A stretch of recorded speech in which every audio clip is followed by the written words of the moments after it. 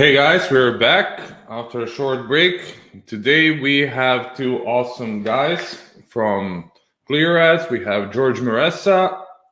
Just a second. This is George, and we have Tom. Hey guys, how are you?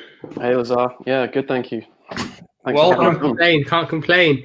Lazar, you're a madman. You are Why? a madman. Why? Because how many hours have we done so far? Give me just a 24 plus 27. This is 28 hour. Well, just to let you know, I slept for 4 hours. It's not like that I was talking all the time. Yeah. It's not that crazy. But it still is definitely. Just a second. I think I hear myself from somewhere. I don't know from where. I'll try to have no clue. So, how are you guys? How is Prime Day for you? Yeah, good. All systems go. Everyone's steaming ahead in the office. Yeah, it's exciting times. Obviously, this is the first time that we've experienced Prime Day in Q4, so I guess it's a more important time to actually get your Prime Day strategy right, because the momentum here could easily be carried through to the remaining shopping holidays of the year, like Black Friday, Cyber Monday, and even through to Christmas, if you're able to ride that wave of momentum through. Yeah, definitely. Like we were thinking, like I talked to Troy Johnson from Seller Tools yesterday, and like I think it was him that mentioned like sales are up so much this year for so many sellers. Like he wasn't really sure that Prime Day is going to be like a pick of sales or like a huge like increase, or is it just going to be like a small bump because everything is already up? So like, is there something that you can see from your end that is happening? Okay, this is the bad way. Okay. Yeah, I guess to answer your question, we've seen a great deal of just sales increase over the last 2 months for a lot of clients. So I think it's still pretty early, but yesterday there was a decent amount of sales increase. With what we're seeing again with Amazon's DSP, which is one of our biggest focuses right now, the attribution takes a little while for it to kick in, so you can really understand exactly what the sales have been like over this Prime Day. So it's still kind of watching it carefully to see what happens. And just a quick intro, I'm sure everyone knows Lazar, obviously, and then some people see my face around. Here we have Tom. So Tom is actually the brains behind everything we do. I'm just a good talker, so I have a way with words and I can kind of get things out. But actually, Tom's the frontline guy at ClearAds who kind of oversees quite a lot of what we do. Cool. Yeah, I think I never met Tom as well. I like obviously everybody knows George. George is everywhere, and ClearAds are even more visible than George, if it's even possible. Like like every event, wherever you go, you see ClearAds. Like there is no chance to miss them. Like you guys are sponsors all over, and like obviously you know what you're doing, and like you're experts in the field, like, and you're well respected in the community. So I'm really glad that you guys had some time to jump on a call with me, especially because of the short notice. Like I'm like talking like a parrot every 5 minutes and repeating the same sentence. Like we thought about this event like last Wednesday, and like we created it like since then. So like it was a challenge to gather all of you guys that are willing to speak at such short notice.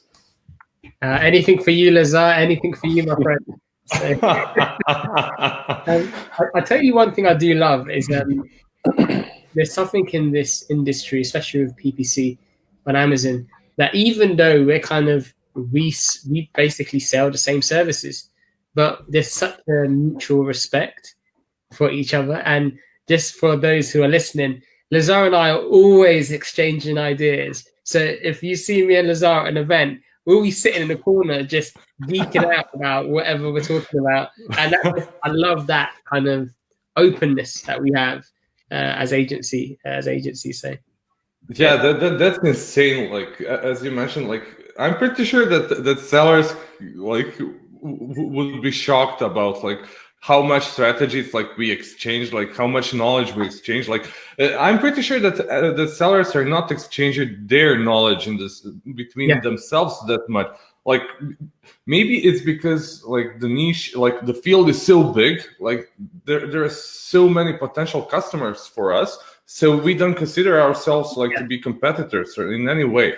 So it's like, oh, George, I found out about this, or like you did so much for us, like when it comes to learning about bunch of stuff, and like we exchange SOPs on a lot of stuff. Like, and I guess that's why we're always striving to get the best value for like whoever we're working with, and if that means we collab, then that means we collab. You know, it's no big deal, is it? But yeah, so how is I'd love to know as a business for you, Lazar, because you oversee so many accounts. Like, how's business been for you, like in Q4 so far for your clients? Have you seen an overall uptrend, downtrend? Well, overall, it's just the same thing as that is happening to Sellers Alley. It's absolute madness, and like we thrive in like complete chaos. So we're like swimming really good in these waters. So sales are up for everybody.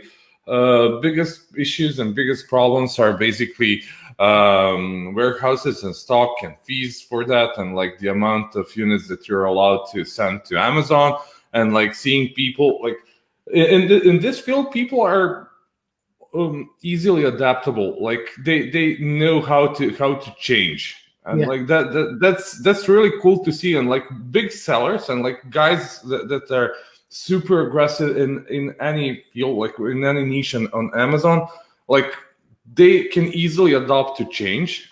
And like when they learn about like that they're able to do it super fast, like somebody in the niche did something like insanely good, and they can replicate it or like answer to that what happened, like at that point then they realize that they can become ones that are making and causing the change. So that's like the other level, like when you become creative and like you're the one that is like sitting there and like creating something like completely crazy and like saying like, let's see what's going to happen now, because like nobody is such an idiot to do this kind of stuff that I'm doing.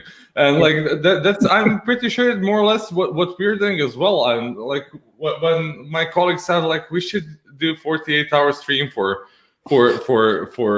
Prime Day, because we are working in the office for 48 hours, but like in shifts and everything. I was like, nobody ever did that. Let's do it. So we had it's insane idea, definitely. So, but it's working so far. Like this is our first stream ever, and we managed to fail on so many levels during last 20-something hours, 28 hours. I don't know. Like we had like server breaking down, like crashing. We had problems with cameras. We had problems with like YouTube is working okay, but we didn't have it verified in the first 5 hours. And then we had like Facebook like cutting our live stream every 8 hours, which is happening now as well. So we have like 7 more hours and we need to provide a new link and so on. So guys from Trustio, like I told them, guys, like we need to like change ads all the time. So just to let you know, you're our sponsors.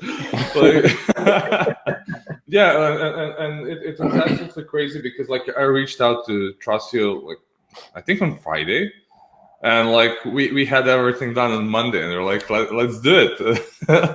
Because, I really like I'm not like saying this about them because like they gave me obviously money to promote this event and everything, like to be sponsors here, but like I like the flexibility. That's the thing that I'm saying, like they're really big because they're willing to change, improve, adopt, and like cause the change to everybody else need to change all the time. And that's something that you guys are doing also pretty well. And like you, George, like what are the fields that you advertise on? Like what are the platforms? Like there is literally none of them that you can. And I'll share the history and kind of also where kind of it's interesting where actually Tom fits in with this. But we started with Google Ads. So we messed around with Google Ads. Then we went into Bing ads, Expedia ads, TripAdvisor ads, eBay ads, Facebook ads, LinkedIn ads, Twitter ads on Twitter. And so we kind of dabbled in as many paid ad platforms as possible. And it's actually a few years ago, Tom and I were sitting down and we realized, right, we want to go into Amazon ads. And then Tom, I can't remember the story properly, but you found some resources, is that right? Where you were able to listen and find content, and you were able. So we had one client. Do you remember the first client we had, Tom? Yeah, I do. Yeah, we almost treated them like a guinea pig. So it was an exciting time for us and them. Did you tell them that? Absolutely. That would have been incredibly criminal of us to treat them like a guinea pig and not pretend that we didn't know what we were doing when it started. But it was a great relationship. They obviously got our services for free to start with. So yeah, it was a great learning experience. They allowed us access to their back end so that we could see every port, every part of that back end, so we knew what we were doing. And we literally self-taught ourselves, and I scoured the internet for what little resources were available at the time, because this was still quite a new platform, especially over here in Europe. So yeah, we signed up to every podcast, every webinar that we could find, trawling through every single blog that someone would have written, whether they knew what they were talking about or not. We just wanted to get as much information as possible and dive into this head first. And from that first client, we started rolling into 2 to 4 to 8 to 12, and it's just grown from there. And that's allowed us to evolve into using the DSP platform as well. So we've been through seller, vendor, all across Europe, the States, and we're all over the world now with DSP as well. And you know what's interesting about that, Lazar, right, is I went to an event last year and I came back. I was so pumped. I heard about DSP. I'm like, we're gonna get onto Amazon DSP. And I got the whole team into a room. I was like, guys, I've got this massive curtain to kind of open up and reveal to the world. We're gonna go into Amazon DSP, guys. And they all looked at me like, oh, here he goes again. Like this. Here he goes. Like, this is so big. I thought, no, guys, this is legit. Like the bee's knees, right? What we got here is gonna be the next thing.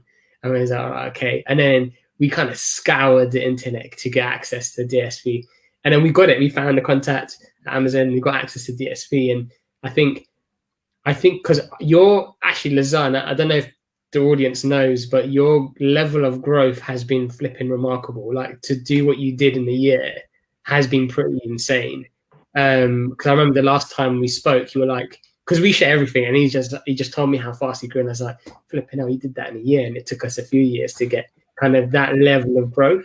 But what's been interesting is with DSP, we're kind of seeing that as well. There's such a lack of information about it in the web, and it's such a blue ocean. It's like what we experienced with sponsored ads a few years ago. It's like DSP right now is so open, and I'm sure that's been your experience of it as well, Liza. Yeah, it's absolutely crazy. I remember last year we were in Amsterdam. I think Augustus had a conference there, and you talked about DSP then, and like you're on. I don't know if it was a panel or you had your own like half an hour or an hour about DSP, and I was like, I was thinking already to go in that direction, but like at that point, like my agency was really small. Like we grew we have like 30 to 50% growth a month, you know. Yeah. So yeah. It's so challenging. Like we needed to sit down and like build a strategy how to keep the same quality of work with like growing business, like having SOPs for literally everything, including like how to turn on like washing machine, like literally everything. Like had like piece of paper to tell you like how to do stuff. And like we made like 500 videos, I think, or so about Amazon PPC, and we showed it to people that are already experts in PPC, and like they already know how to do PPC part, but we wanted to teach them our way how we do it. So like I can bore you to death about this one. Oh, here's Danny. Hey, Danny.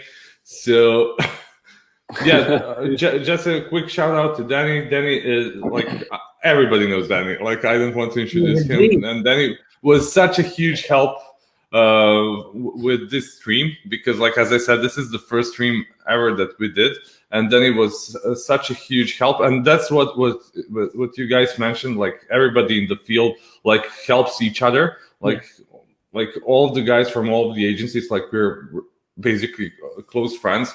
And like it's such an amazing thing that you can always reach out to somebody that you know, and like who's facing the same challenges as you are, and like to help you solve the problem that you're having at the moment. Obviously, we're not sharing like direct information about clients, so clients, like, everything is okay. We're not doing that part, but we are learning together, and like we're exchanging strategies and like trying to become better, like, every day. Yeah, for sure. Yeah. So is there like, since I mentioned strategies, like, is there something that you guys like see when it comes to Prime Day and Q4 about DSP? And like, I'm pretty sure that a lot of guys that are watching this stream are thinking about DSP. Like, we did DSP, and I know that you guys are doing it even longer than us, way longer than us. Like, who is it for? And like, is it really that expensive? And like, why should somebody use DSP? And like, what are the benefits comparing to standard like campaign manager and like sponsor product ads and other campaign types? I think the biggest benefits would be the size of the audience that you can reach and your ability to manipulate and choose that audience that you want to get your product in front of. Especially as you can actually have your adverts appearing off of Amazon, allowing people to link in, and full control over your remarketing and who you remarket, how big your look back window is incredibly powerful. And that's just the sort of control that you don't get over Seller Central. Obviously, I would still advise that you keep running your sponsored ads, your sponsored brands, and your sponsored display through Seller Central. And this is just another extra area that can sit on top of that. A strategy that we've been employing through many of our accounts for Prime Day is to actually anticipate it early. Obviously, it's a little bit late for any viewers or listeners now to employ those, because we're halfway through day 2 by now. But we are in Q4. Like I said earlier, we've got Cyber Monday, Black Friday coming up, and we've got Christmas coming up. That could even roll over into the January sales. So you can still start employing these strategies now. And what we did sort of 2, 3, 4 weeks ago was to start slowly, gradually increasing your budgets. That way, you're letting the system learn that you're willing to spend more and more and more, and you can slowly increase that audience. And you want to get that remarketing audience ready for Prime Day as well. And also going a bit more top of funnel, not just relying on your remarketing. So utilizing your lifestyle audiences in markets and lookalike audiences. This will help you gather a larger audience ready for Prime Day or any of the other Q4 holidays. So just keep increasing your spend ready for that, because the last thing you want is to get to those days and have a low budget and the system hasn't adjusted to you wanting to spend more. So having this increase in spend will help drive more people to your store. Utilizing the lifestyle and in-market and lookalike audiences, that's important for people who haven't interacted with you as a brand. So anyone searching in your categories for products that are similar, that means that they've never seen you, but now they can, because you're taking that audience. So anyone who's maybe looked at a very similar product, when they're surfing the web, they might be on a blog or a newspaper, they can now see your ads appearing, and then they can click on the ad, and we call this link in because they're coming from outside to in, and then they land on your product page, and that gives them an extra incentive to buy. When it comes to the actual Prime Day itself, we increase our budget caps, our frequency of how often those ads can appear. On average, we're willing to let our clients, our potential customers, see our ads 3 times within a 24-hour window. I would advise increasing this during Prime Day by at least double. and also increasing the base supply bids, how much you're willing to pay per milli for your impressions. What you don't want to be doing during this crucial time is running out of budget and having to rush around and faff around with your budgets during the day to make sure that they're not running out. Traffic and footfall on Amazon is going to be increased dramatically during Prime Day and any of these holidays, because you're going to have curious window shoppers and online shoppers just looking for a good deal or a bargain. People will be buying just because it's 20%, 50%, or even 5 or 10% cheaper. So if the demand is higher, the price is going to be higher. So it's a more expensive holiday and shopping time for advertisers, purely because of the extra traffic. Yeah, that makes a lot of sense. And can I just also add is, with Prime Day, you have such a big bulk of traffic that comes to your listing. Not all of it, not all those visitors are going to purchase. So with remarketing, what it does is it allows you to kind of capture that audience and just re-engage with them for a week or two. And we have a number of clients who, well, Prime Day, one example, deals week or any type of lightning deals, wherever they see a surge of kind of promotions with Amazon deals, they then utilize DSP, and we see up to 4 to 5x budget increases per day during those key periods, just to be able to kind of get that audience re-engaged, again, capturing, making them aware of you. You're there, and then eventually ending up purchasing. So that's that. And just also take a step back, Lazar, in terms of DSP, because I know there's probably a few people who'll be listening and they don't know what it is. It's not a part of PPC. It's not like an alternative. It's not an advance. It's not like that cousin no one knows about. It's completely different. It's like someone completely unrelated to PPC. It is a different form of advertising. So if clients go into this with the mentality of PPC, you're going to be disappointed, because you're dealing with another thing. It's like you've been playing football for years and then you go in to play netball or basketball, whatever. So it falls under the programmatic family. So to understand what the programmatic is, you definitely would encourage people, before they inquire about DSP, just have a dig into programmatic, look at the options that are available with different DSPs, and you'll clearly see Amazon's DSP is just on another level to all of them, and it's so underrated. So it falls under a different type of ad. It's more like Facebook is more in the same family as Amazon's DSP than Amazon is with PPC.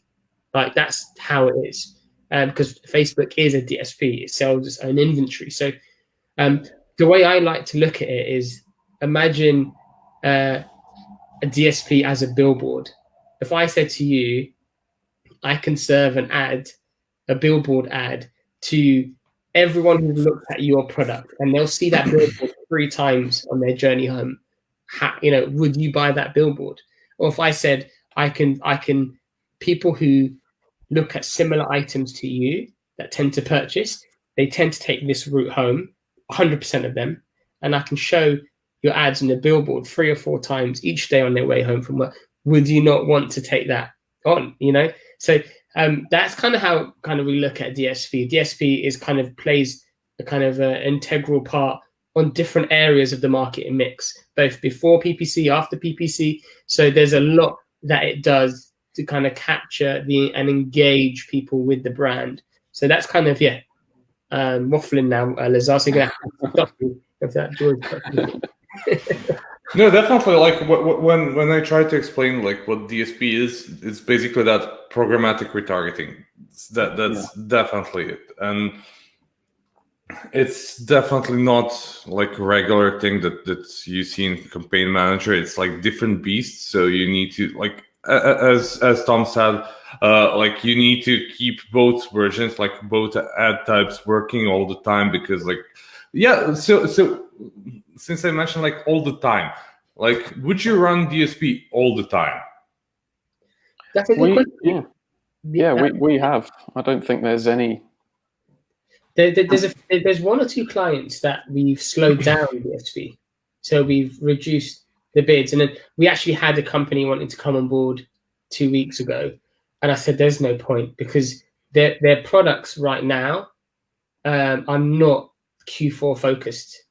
It's more everyday items, so it's their sales for the last 3 years just dipped in Q4, so we tend to focus on accounts that are picking up momentum. Another really good example, because we take the screening of DSP very seriously. So I guess when they come on board, it's okay. But because they've gone through the screening process, but we had one company, they were like, we want to do DSP, we want to come on board. When we looked at what they were selling sun lotion, right? And they were just like, well, it's coming up to the winter now. No one's going to buy this. Like, we really want it. Anyway, so the sign up process delayed. After 2 weeks, we just saw an epic dip in. That wasn't epic, actually. It's a disaster of a dip in sales. And DSP isn't magic.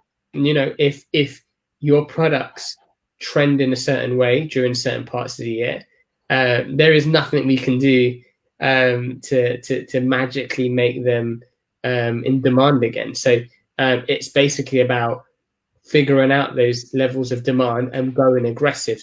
So actually, Amazon do a big push last month and this month for people to go on DSP. So they really push hard because they know Q4 is a big month for a whole load of companies. So they help them accelerate their kind of programmatic paid ads during this period.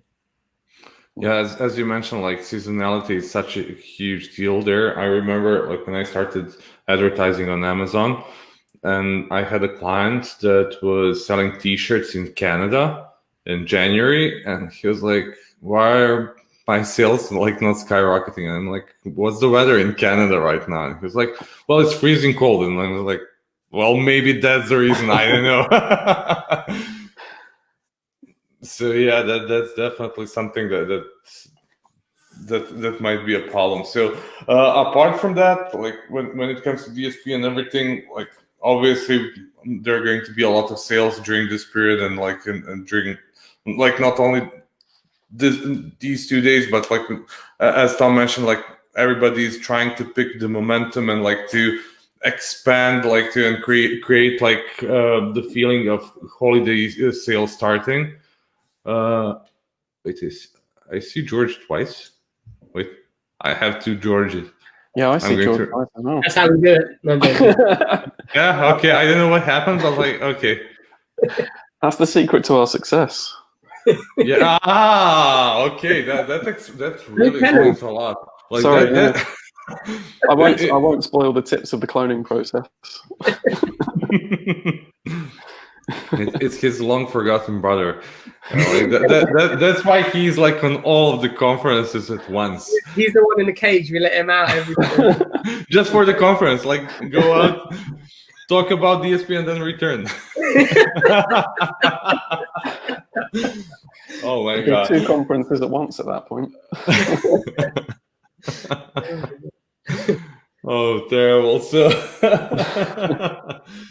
So okay, basically, what we suggest here is that people do all the ad types and like all platforms, including DSP, during Q4, and to try to get as many sales as possible. But like, let's talk about like, let's just like scratch the topic that is not PPC related. But like, do you think that Amazon is going to be able to fulfill everything in time and like send the products in time? Because like you remember like in April and May and June, like we had like 30-day shipping time in the US.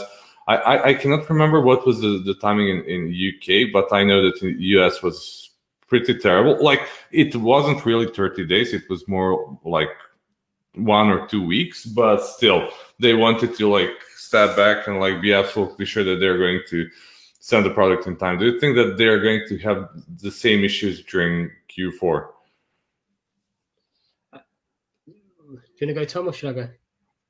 Just thinking locally, I think it depends on the climate of the pandemic. Really, if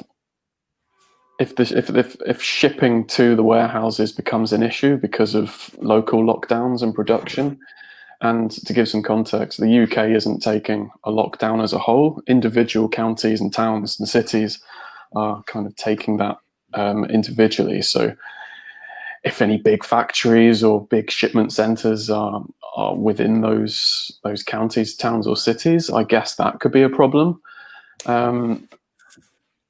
I've not heard any issues from any clients worried about that yet, but it's definitely something to consider as a possibility and be prepared for that. So if you normally do that sort of thing and start shipping and ordering new products, let's say 30 days ahead, I would potentially do that a little bit earlier. So maybe look at 6 to 8 weeks instead of just the 4. So yeah, just be over prepared rather than treat it the same as before, because we've not had a Q4 during the pandemic before. It's going to be completely new to us. So just be, and Prime Day in Q4 as well. Yeah, exactly. Yeah, and just be over prepared for these sort of things. You don't want to get caught out at the last minute.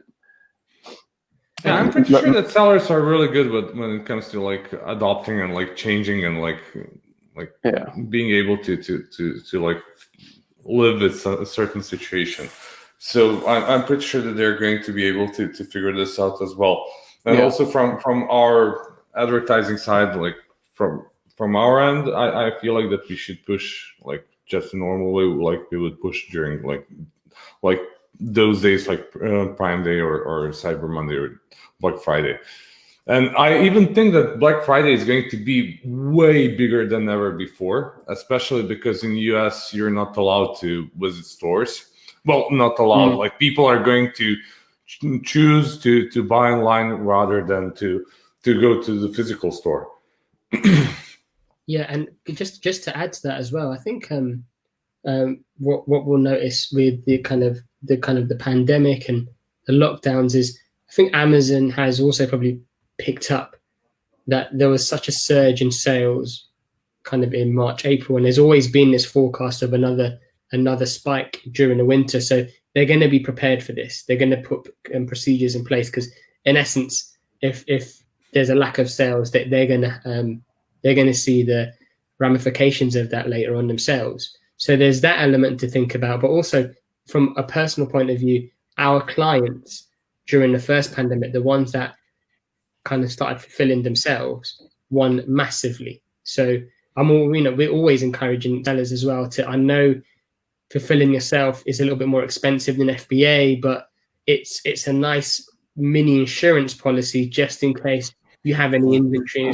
And I know it's not easy for all sellers to do this, but with things like 3PLs out and the ability for them to kind of fulfill on your behalf, there's definitely been something that's aided our clients. And we've seen them actually, when a lot of our FBA clients were running out of stock on their key items, those in FBM were kind of reaping the benefits of this. They didn't have this delayed delivery time, so their conversion rates weren't impacted. And again, that all has a knock-on effect on PPC. So, of course. And if we react to external factors outside of PPC, we can actually be doing more long-term damage, pausing keywords, reducing bids to certain campaigns that actually it's not the fact that they don't perform, it's the fact that, you know, the job of the PPC is to get them to that listing, and then from that listing they will put off, and maybe it's put off because they want that product within 2-3 days and it says it's going to be here next month. So it's just little things like that to also bear in mind. So and there's a lot of learning that could be taken from the initial kind of lockdown that can be implemented here, because I'm sure Amazon will do that. But I'm so pumped about kind of where it's going to go in Q4. And I said to a lot of clients in June, July, I said, look, you have to start putting additional inventory in ready for Q4, because they're going to somehow kind of limit people in some way. And now look, they have this 200 unit limit. But we had one client who spent like a madman in his initial launch strategy for two months. And, you know, this is a guy starting from scratch. He was spending $1,000 to $2,000 a day on paid ads on one ASIN, right? On one ASIN, right? And he did that for 2 weeks to get out of the 200 unit limit. So after 2 weeks, he was able to get out of that. Now he's able to send way more in, and that was his main focus, was to be able to sell way more in. But then now he's reaped the benefits of having loads of organic, amazing reviews, and also he's got the number one bestseller badge for newcomer, the number one newcomer first seller badge. So and everything just aided PPC, aided conversion rates, aided ACOS, aided performance. So there's just these are some of the learnings that we take, and we kind of put in our SOPs and add to kind of that we've seen success that might have been planned by the clients, or it might have just accidentally been a knock-on outcome of what they've done. Yeah, that makes a lot of sense. Like, but it needs to like, it takes a lot of guts to do that kind of stuff, to invest that much in something that is just starting, and to be able to like think like more long term, and thinking about like moving, like as you mentioned, to create a strategy to pass that 200 unit limit and so on. And that's something that not everybody's willing to do at the beginning, but it definitely, like in this situation, as you mentioned, if it works, then do it.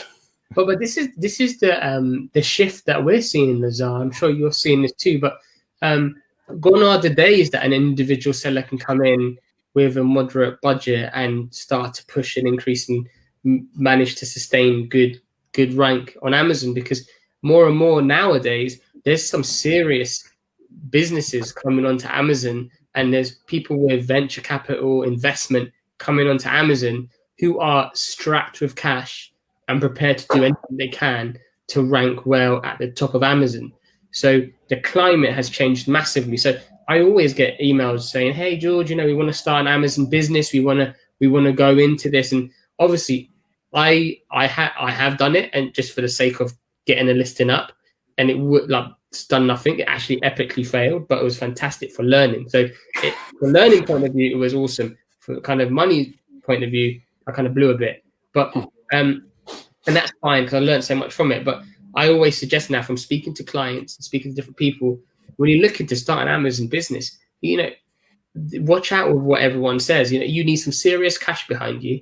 And if I'm going to do it again, what I personally would do is I would start with £25,000 to £30,000 as an initial cost, and then have £4,000 or £5,000 a month to spend on whatever needs to be. Either it's restocking on certain ASINs, it's either pushing paid ads hard to ensure the velocity of sales is there. And also outsourcing certain things. That's probably not even enough. So that's kind of, I think, the climate that we're going into with kind of Amazon sellers. Unless you pick up, and even if you pick up a niche, and it does really well, right? And sales are incredible. What's going to happen? You've got incredible softwares like Helium 10 and many others that will enable other sellers to find that opportunity. They'll see how much money you're making, and then they'll jump in. So then it's a countdown of how long will it take until you're going to start, you're going to start to see your market share diminish. So that's kind of the feedback I always give to sellers. Just understand what you're going into, be smart about what you're doing. And that's why I loved it when you had Shane from PR Reach on, like, press releases, anything external, things offline is what people ain't doing as much of. And I'm not even I'm not even doing it as a service. I'm not trying to sell it as a service, but as a company, we do this. We actually take this on. So we're doing offline promotions. We're doing many other platform promotions. We're trying to get traffic from everywhere to come to see us. And we're creating these crucial touch points in order to make sure that our brand is out there. And you see us at events. There's like that. Yeah, everywhere. That's literally the reason why we do these things, because it's about building that. And I don't see enough Amazon sellers do this. I don't see enough Amazon sellers taking a proactive approach outside of Amazon to kind of push from external traffic, but also have a way of getting sales outside of Amazon too. So I don't know. That's just kind of my view. you're going to need to have like a buzzer, Lazar, like an buzzer to stop me from talking, because No. It's all valuable stuff. I'm not going to stop you. Like, just say, like, I'm good. Yeah. But yeah, and I guess we see the nitty gritty, and I don't know, like, Tom, if you have anything to add to that. On the nitty gritty side, no. Yeah. Sorry to put you on the spot like that, but yeah, it's an interesting market there, and I'm so excited, and I love where e-commerce is going. And when you're walking around and you see stores and they're closing, and it's devastating. It's not okay. So I am like, oh my gosh, that's so sad. Stores are closing, but in my mind, it's the reverse. I'm like, oh my gosh, think about the opportunity for more brands that are gonna sell on Amazon. And I was talking to a really intelligent client a few weeks ago, and he was saying the demographic that's now joining Amazon now more than ever is the older generation, right? So Exactly. this older generation who are not used to buying on Amazon are now being forced to start these new buying patterns, buying behaviors, right? And they're going to go on and they're going to realize, oh my gosh, this is so easy. It comes to my front door. This is insane. Like, I could be having my cup of tea and there it is. So there's all these things coming in, and we've got a few sellers now who are proactively doing something about that and finding products that might not have necessarily sold before well. And it's like you see with all platforms like Facebook and it's now at the point when I was looking into this, that the biggest new users that were coming onto Facebook was like 40, 50-year-old women, and it's like it's a maturing platform, and Amazon is maturing with it. So it's like there's going to be so many new opportunities that were never thought about that is going to be kind of come under Amazon. So the growth from Amazon is just going to continue to grow, but the way you do things ain't going to be straightforward anymore. There has to be a lot more sophistication with advertising and with just everything you do on Amazon. I think like when sorry, go for it, Tom. And that's another unique selling point of DSP, because we can target and manipulate the audiences how we want. If we're seeing a brand new audience coming to online shopping in general, we're going to have access to that 40 to 60 age bracket that normally wouldn't have been a remarketing audience, and we're going to see those cross-sell audiences and the lifestyles completely change and be completely new.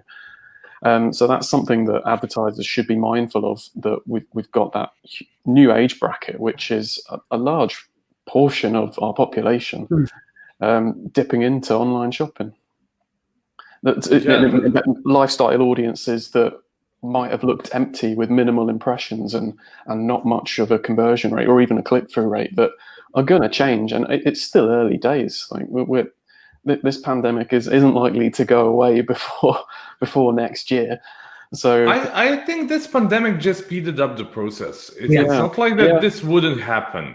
Oh yeah. Like us as an older people, like we would shop online.